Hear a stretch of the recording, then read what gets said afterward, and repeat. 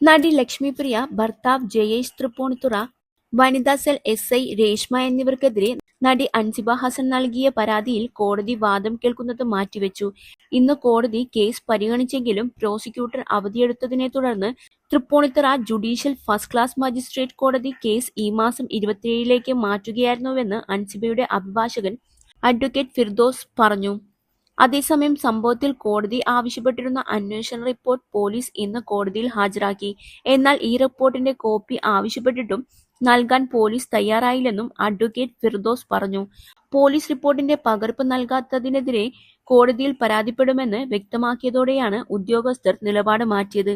തുടർന്ന് റിപ്പോർട്ടിന്റെ കോപ്പി വാട്സാപ്പിൽ പിന്നീട് അയച്ചു തരികയായിരുന്നുവെന്നും അഭിഭാഷകൻ കൂട്ടിച്ചേർത്തു. തന്നെ പോലീസ് സ്റ്റേഷനിൽ നിയമവിരുദ്ധമായി തടഞ്ഞുവെച്ചതുമായി ബന്ധപ്പെട്ട് മുൻപ് ഹിൽ പാലസ് SHOയ്ക്ക് അൻസിബ പരാതി നൽകിയിരുന്നെങ്കിലും പോലീസ് FIR രജിസ്റ്റർ ചെയ്യാൻ തയ്യാറായിരുന്നില്ല. പരാതിയിൽ കഴമ്പില്ലെന്ന് കാണിച്ച് പോലീസ് തള്ളിയതോടെയാണ് അൻസിബ കോടതിയെ സമീപിച്ചത്. കേസിൽ FIR രജിസ്റ്റർ ചെയ്യാൻ ഉത്തരവിടാൻ മജിസ്ട്രേറ്റിന് അധികാരമുണ്ടെന്ന് ചൂണ്ടിക്കാട്ടിയാണ് അൻസിബയുടെ നിയമപോരാട്ടം. കേസ് ഇനി ജൂൺ 27-ന് കോടതിയിൽ വീണ്ടും പരിഗണിക്കും.